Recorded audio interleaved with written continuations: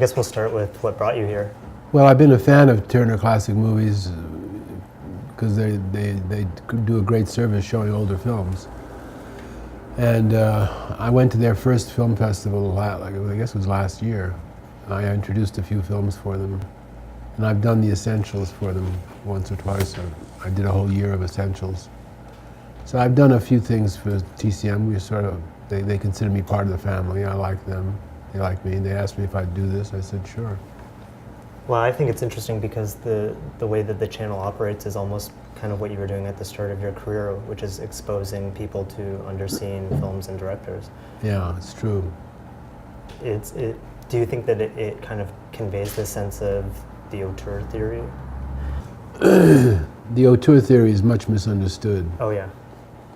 It wasn't a theory. The French called it la politique des auteurs. It was a political statement. They said the old movies are shit and the new movies are good. Cinéma du papa? Cinéma de papa is shit. But the main thing that they were good at was in discovering the personality of various directors who worked at the height of the studio system. So people like Hitchcock and Hawks, who were thought to be just entertainers, were considered to be artists by the French when they saw that they were very personal filmmakers and they brought their personality and their personal obsessions to their work.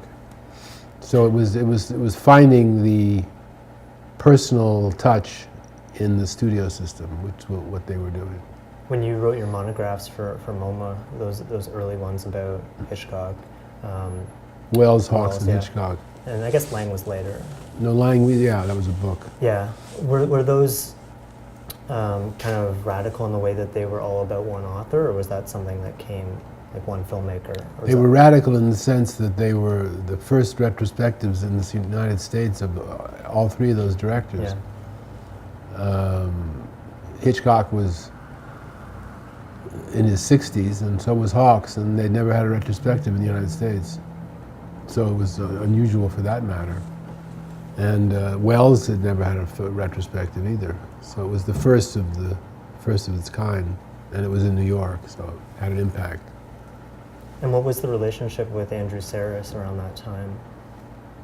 Well, Andy and I were friends. We hung out in the end of the 50s, early 60s. He and Eugene Archer, who was the third or fourth string critic for the New York Times, who was the secret auteurist, a secret auteurist. We used to hang out and talk about movies into the wee hours. Yeah. Well, I guess what always interests me is someone who's very deeply passionate about cinema. I wouldn't say a critic, but someone that watched a lot of films. Yeah. When you start making films, and especially when you've made a fair amount, do you start to consider your own work in that? Do you have that detached where you can maybe look at recurrent I see what you mean. No, I don't do that. Yeah? I try not to. I try to avoid that sort of speculation because I don't want to become self-conscious. Oh, this is one of my obsessions. Yeah. I don't want to get that. Well, I was expecting. I purposely don't think that way. Yeah. With my own stuff. Well, I guess what that leads me to is the thought of how people in receiving your films have often kind of wanted to push a certain type to each one, like, oh, this is a musical in the vein of...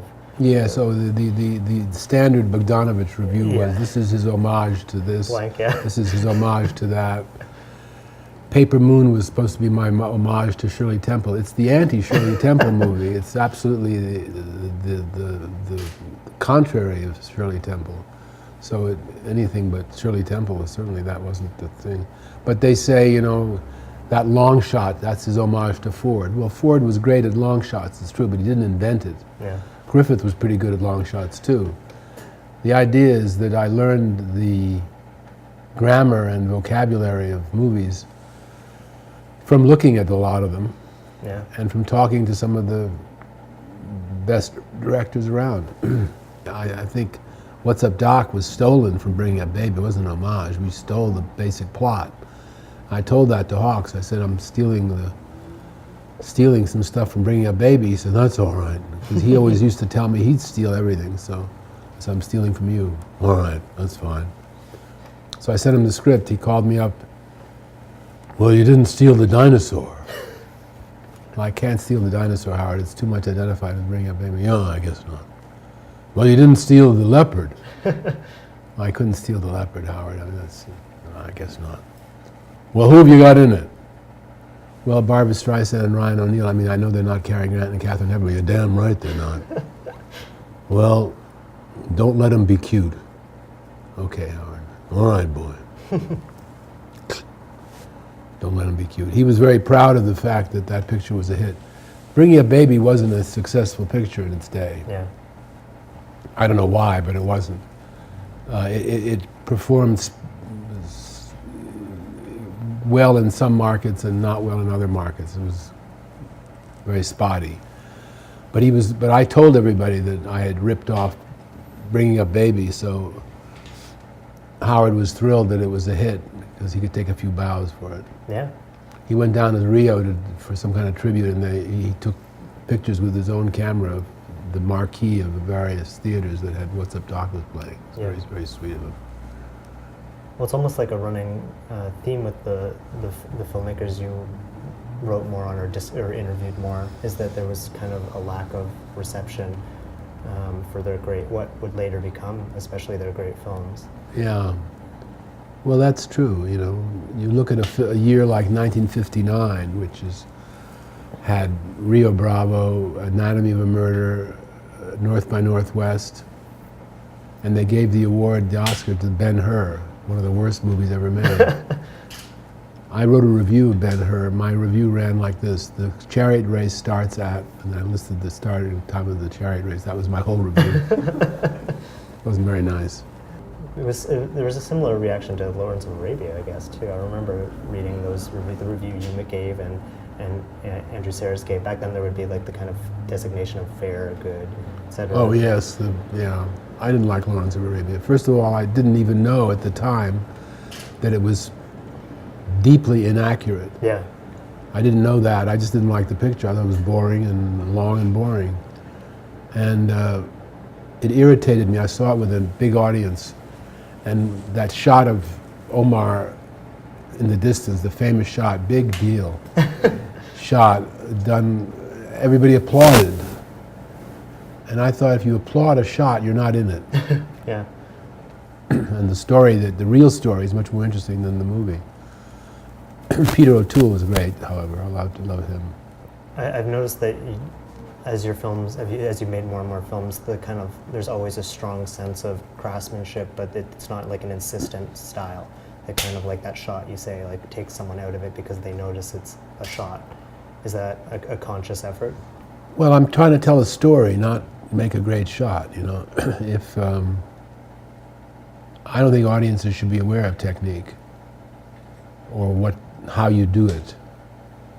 It's like taking them backstage of a magic act. It's nobody's business how it's done, you know.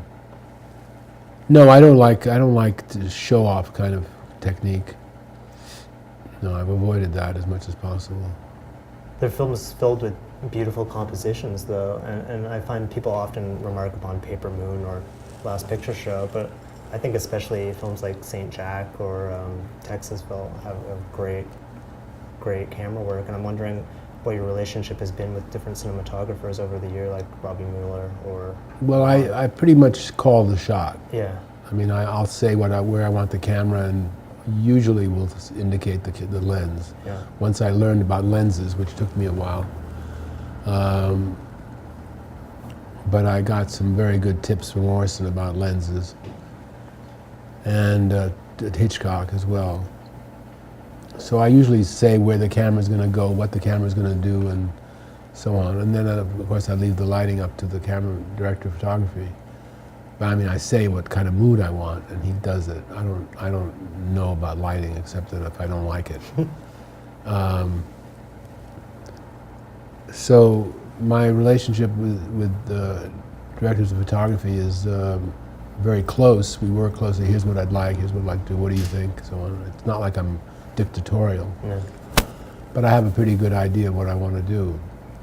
And as far as composition is concerned, you know, I grew up with, my father was a painter, and we didn't have a lot of money, so his studio was at the apartment. Yeah.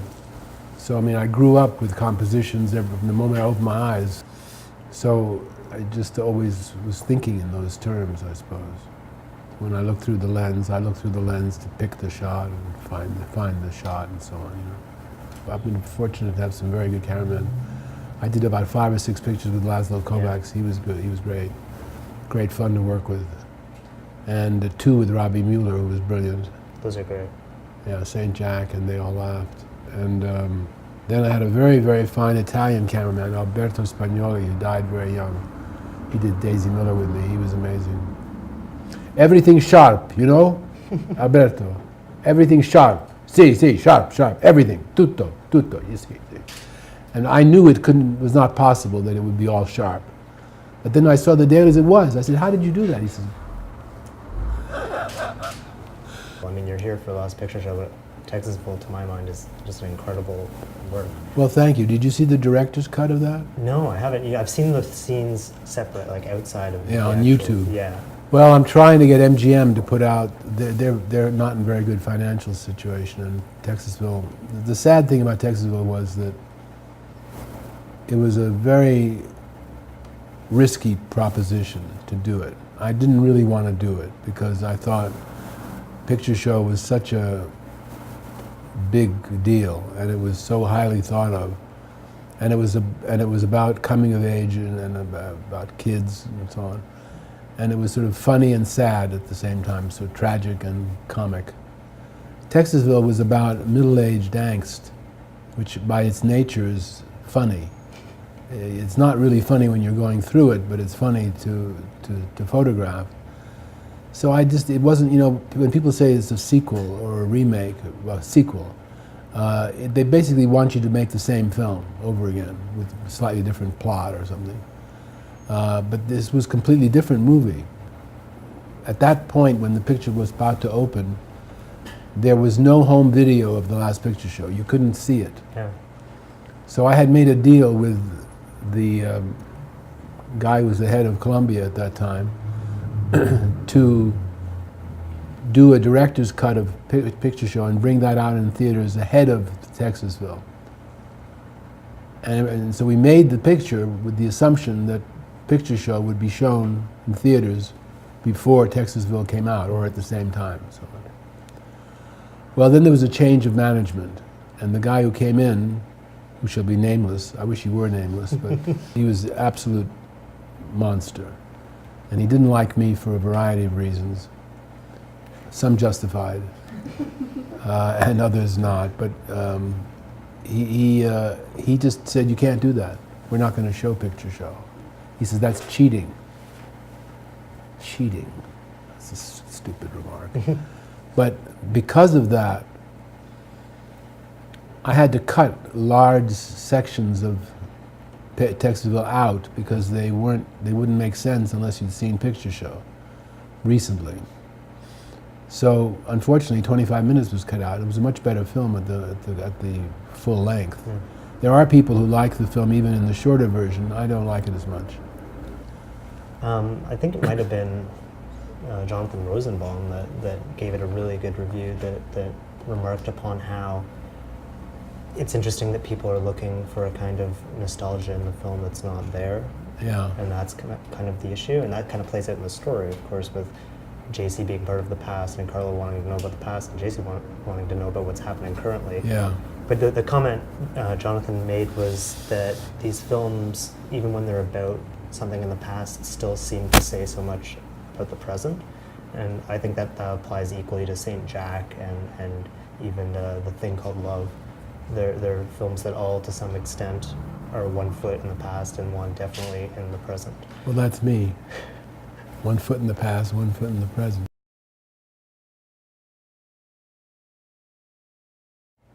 I'm doing a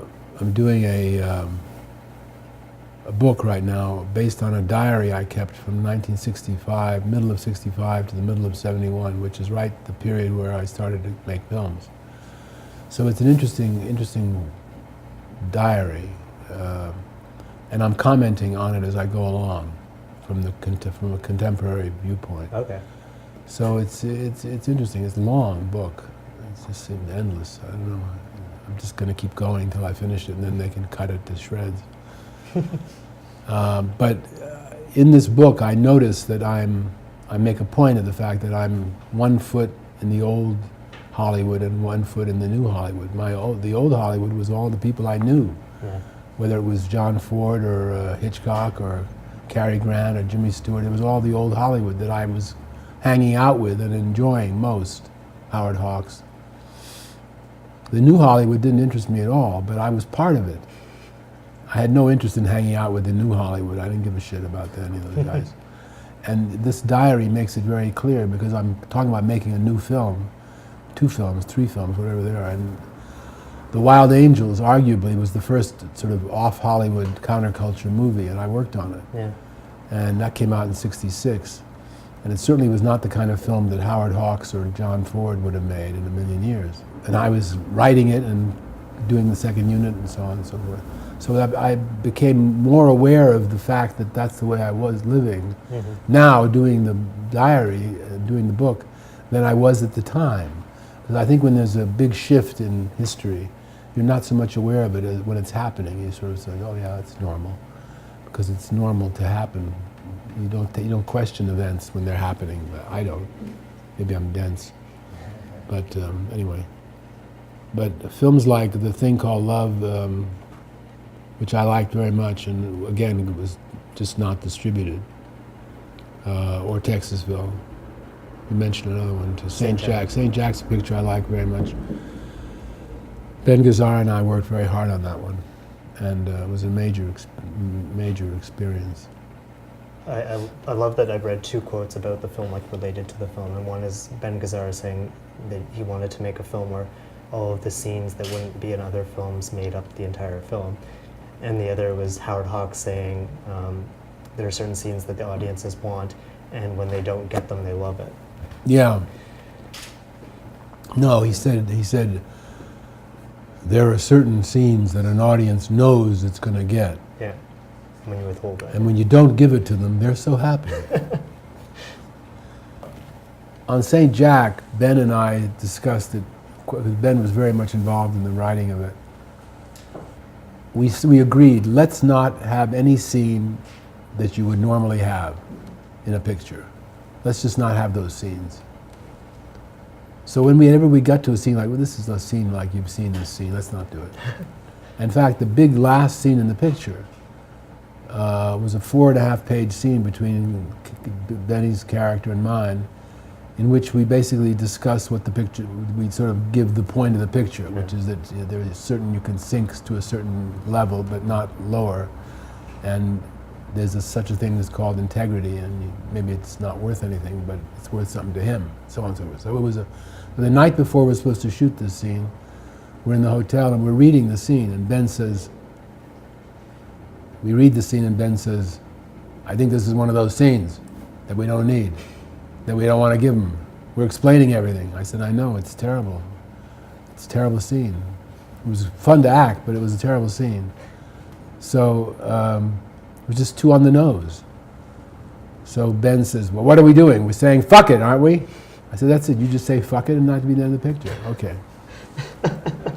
That was the end of the picture. I like that. That's a great period of films in your career, but it seems like all of them, for one reason or another, had difficulties with distribution or marketing. Yes, I've had more films destroyed, or at least their impact has been reduced to nothing because the public couldn't see them. Yeah.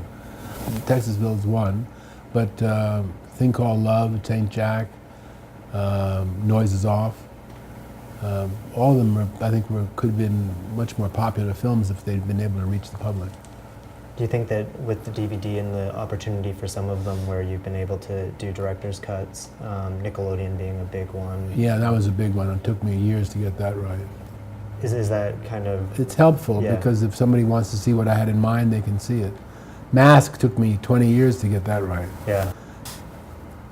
That was a funny story because there were 8 minutes, 2 sequences, the total 8 minutes that had been cut out, and all the Springsteen music. So after 20 years, I called Bruce and I said, isn't there anything we can do? You can help me with the music on this, so we can get them to put out my cut?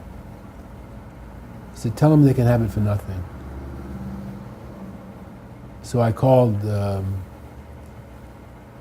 Ron Meyer at Universal, and I said, look, I want to do this. He says, Peter, don't bring it up again. I said, we can get the music for nothing. Springsteen, 8 songs, free. Oh, all right, write me a letter. And pretty soon we had it. And then I said, well, I want to put 8 minutes back. And they said, well, we don't have any outtakes. We junked all that years ago. I said, well, I've got the 8 minutes. Where'd you get it? I said, I stole it. Stole it from you.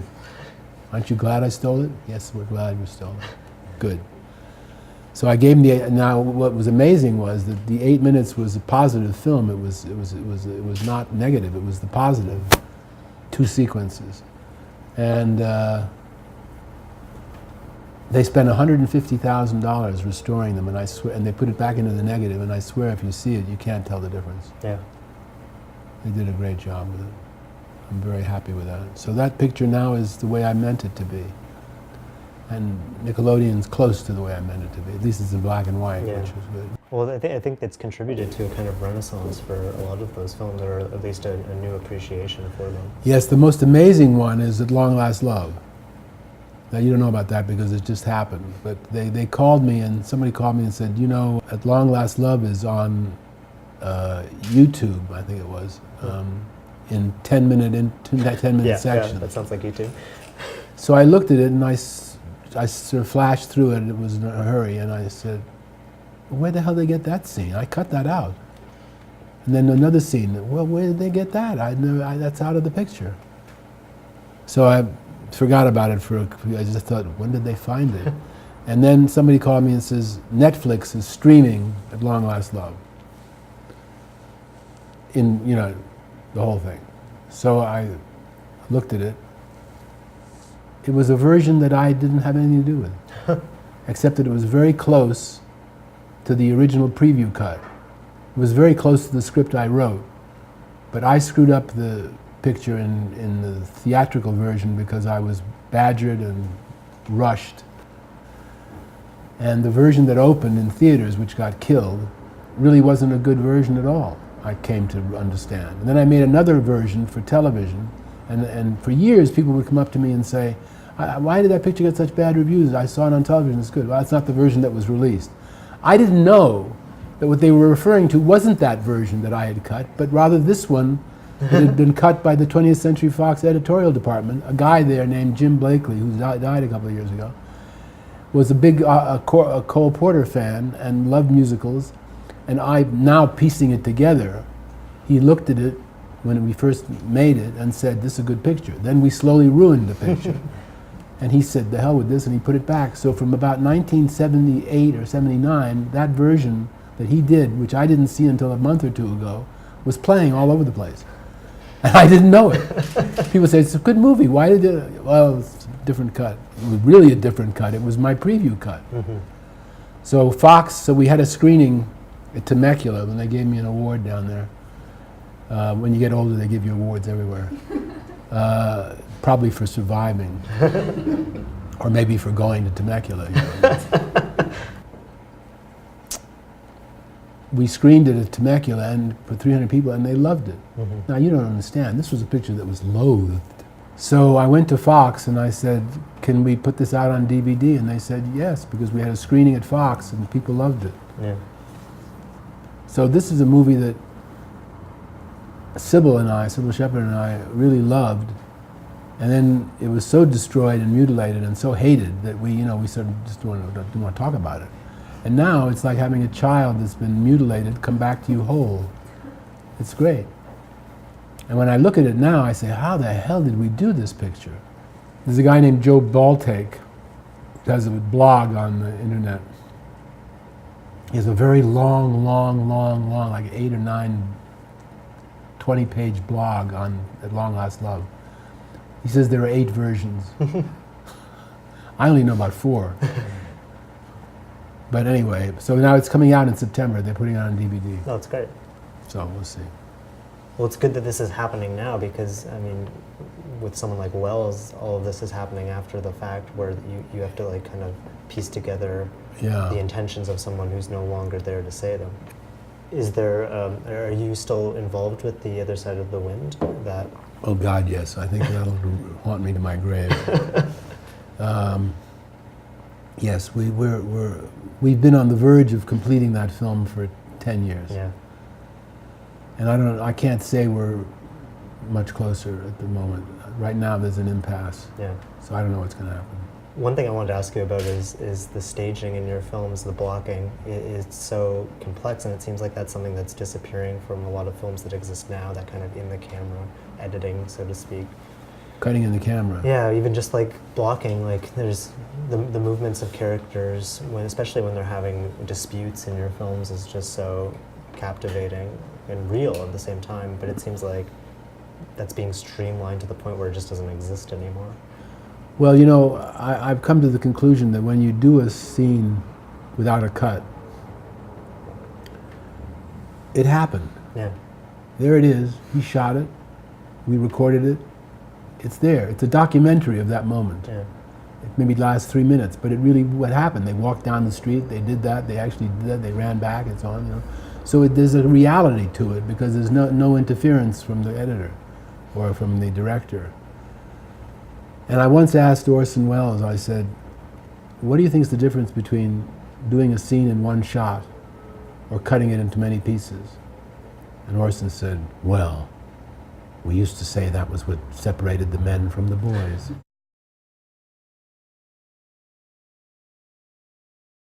The performances in The Thing Called Love are also very authentic.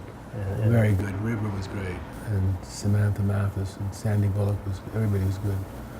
I had a funny situation with River because I came in one day and we had a scene, it was a long 3 or 4 page scene, and I said, okay, here's what we're gonna do. We're gonna do this scene in one shot. That's it.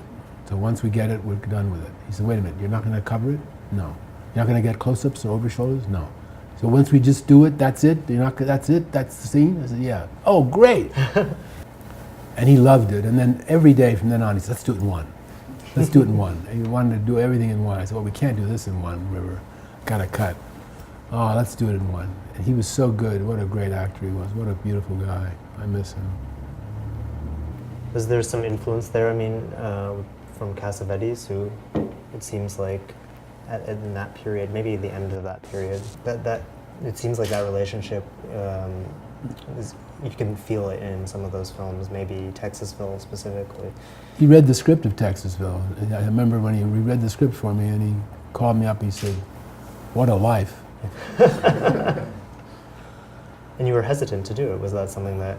Well, I had to do it because it became financially rewarding to do it.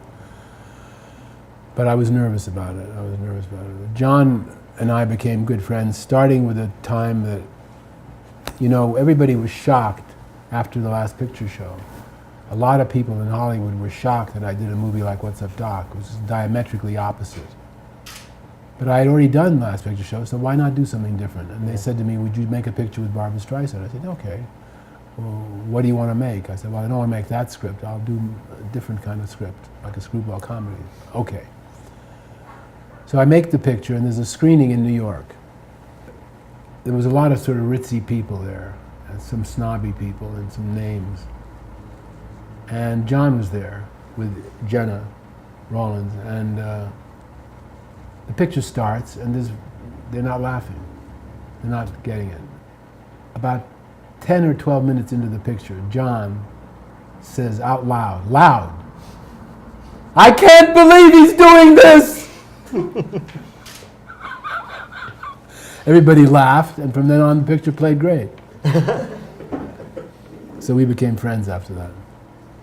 Was it difficult with something like Noises Off, where you're adapting a play? It almost struck me whenever I see it as being kind of like Rope in a way, because there's these elaborate camera movements, but it's also a very contained story.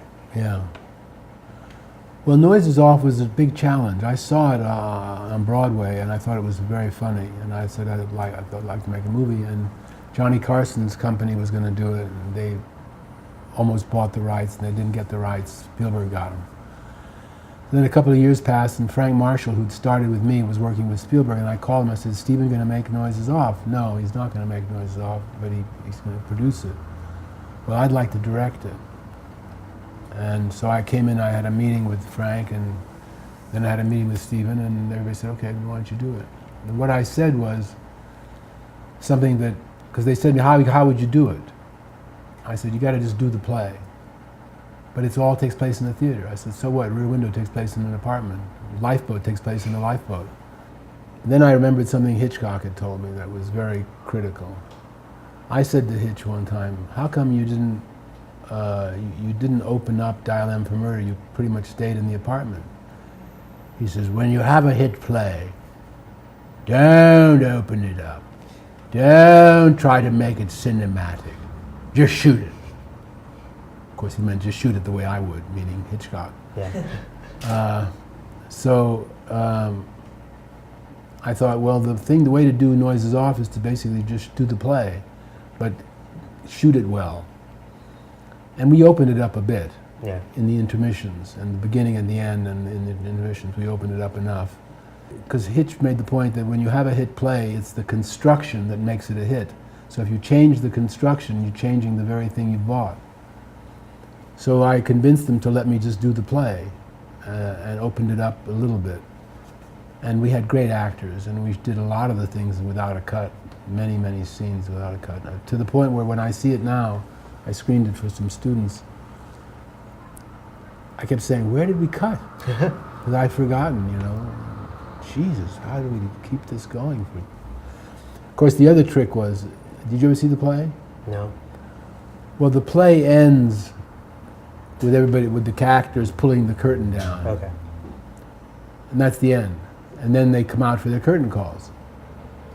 Well, part of the dynamic of the play, when you're sitting there, is, will the actors survive the evening? Running up and down the stairs, doors opening, closing, falling down the stairs. And you say, God, are they going to live to the end of this play? Well, that goes when you do a movie, because obviously they made the movie. So I thought, well, how can we get some of that feeling into the movie? And the way to do it was, I said, with the actors. Because if I tell them, we're going to do this 15 pages without a cut, and if anybody screws up, we got to go back to the beginning. Well, you got 9 actors not being the one, everybody not wanting to be the one who screws up. So you got a certain tension. And that worked very well for the play.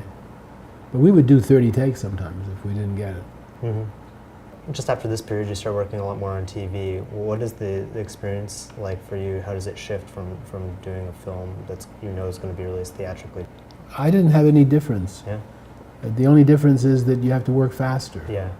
But I just dealt with it like it's a movie. It just happens to be a movie that's going to be seen on television, but it'll be seen on DVD or VHS, or it'll be seen. It's not going to be read, so it's still a movie. I guess the only difference is long shots I wouldn't make quite as long, and I compromise a little bit on the distance, a little bit, and speed. You had to go fast. I did a movie up here in Quebec City and Toronto called Rescuers, Stories of Courage. Shot it in 19 days. It was fun. Yeah. I like going fast. I get a certain energy to it. So I had 19 days, 25 days, 24 days, nothing more than 24 days on these films, and they were, I had good scripts and very good casts, and I'm proud of them. I wish they were more available. And I did one with Sidney Poitier. I'm fascinated with that one. I want to... That was fun too. Because you shot partially in London, but just seemingly for that opening bit. And the pre-credit sequence seems to move so like blisteringly fast, and it's almost like there's that like bang cut straight into the modern title. day. Yeah, it was fun. I thought it was the original movie was a little dated. Yeah. So I didn't take much inspiration from that. Sidney was the producer, the co-writer, the star, and it was a sequel to a hit picture of his. So you can imagine that maybe I didn't have a lot of power, but he did everything I asked him to do, and we even rewrote it a bit when I asked him to. And I only gave him one direction through the entire 24 days, which was a little faster, Sidney. A little faster.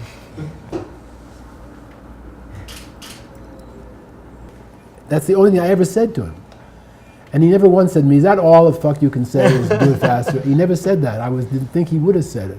But he never did. He just did it faster, and it was always better. I tend to say faster. That's one of the things I do quite often. It's always better faster, generally speaking. When we did Cat's Meow, Joanna Lumley was interviewed and says, how did he direct you? Pedro? Well, Pedro would just generally say, darling, a little faster.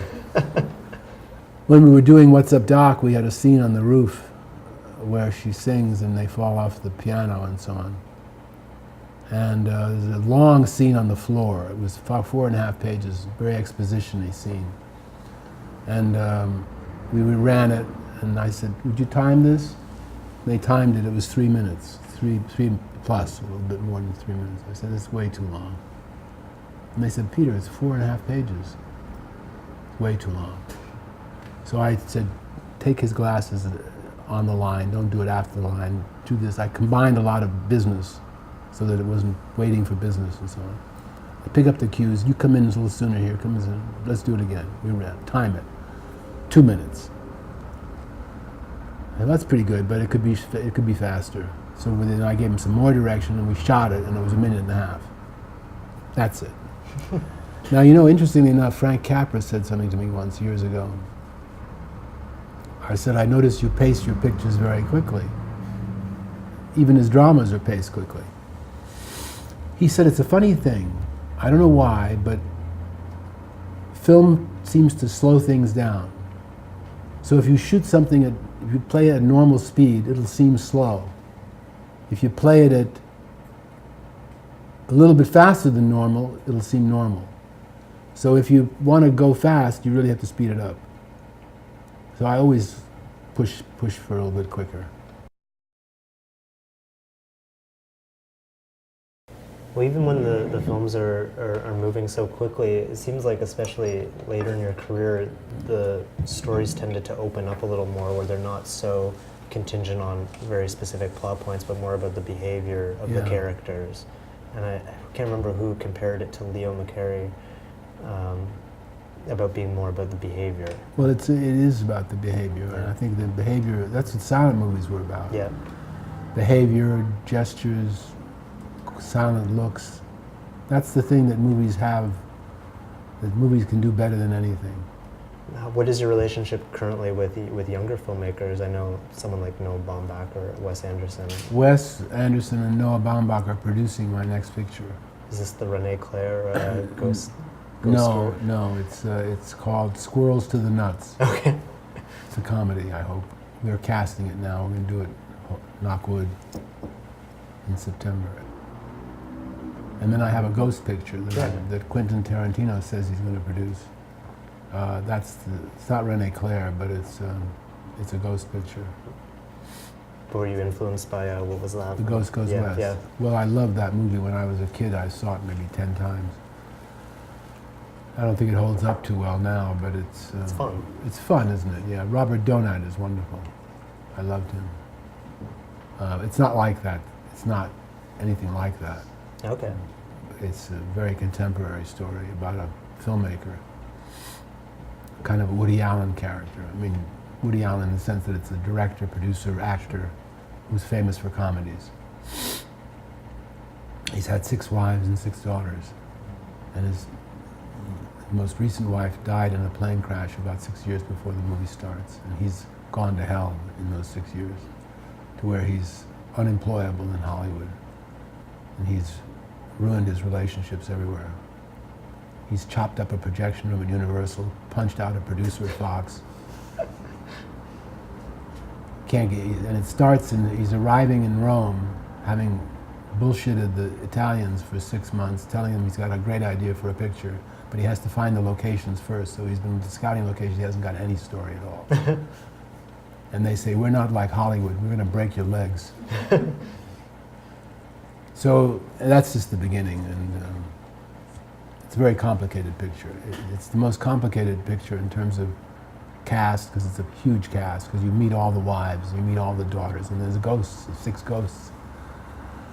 And I think there's 6 ghosts, and there was a number of ghosts. And it all plays in about 4 or 5 days, and it plays in 4 different countries, 4 or 5 different countries. It just moves constantly. It's constantly moving. I wanted to see if I could do a movie where nobody never stops. And there's a lot of characters, so it's a very ambitious picture. It's very personal. It's not about me specifically, but it's could have been. Okay. It's not about anybody I know, it's just a lot of experience I've had, and it was written for certain people in mind. I wrote it for John Cassavetes, and he read it and loved it and wanted to do it, but he was too ill, and I never did get the script right before he died. But he said to me, one of the last things he says, you better make that ghost picture, because I'll be there. So I'm hoping to make it so I can make sure he's there. I really like that you mentioned how the excuse is location shooting, because so many of your films seem to convey a very strong sense of the place that they're being shot in. Well, I think it's very, very important that the place where something is set is a character in the picture. And I don't mean having atmospheric shots of location with interesting faces that have nothing to do with the leading characters, which some directors do. They sort of do what Robert Graves calls kindling. They kindle the location. So you've got, Kazan does this, you'll see numerous shots of interesting faces, interesting locations. But then it has nothing to do with the characters. That's sort of like a pre-credit sequence. And then you get into the story and you don't know where you are. I don't want to mention other directors, but there's a number of directors have very little sense of the place. And I think it's an important thing. I think it's a character in the piece, the place.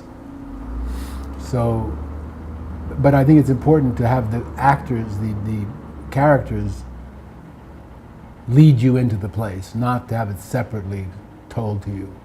Houston does that too. Yeah. He'll show you the place, but then once you get started with the characters, you don't know where you are anymore. What is your experience like with the commentary tracks you record as a kind of continuation of maybe? You mean the ones I do for my own films? No, for other people's songs.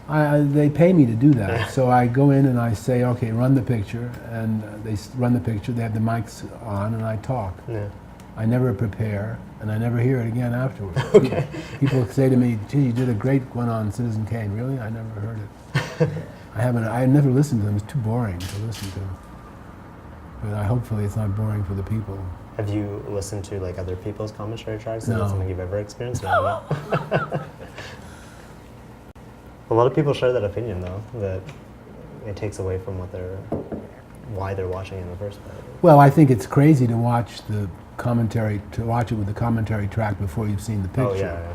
I know a couple of people who do that. Oh, really? Yeah, they look at it that way first, but I don't want to do that. But it's okay if you want to see it once and then see it with the director. I take the image that I'm sitting in a living room with these people, with a bunch of people, and I'm talking about the picture, unbuttoned. How have you felt about the blog that you've been? Well, it's like having a damn column every week. It's write another blog. It's not so much okay. Sweet Smell of Success, less glamorous. It's less glamorous than Sweet Smell of Success, that's for sure. Isn't that a good movie? Great dialogue. What is this thing, integrity? A pocket full of dynamite.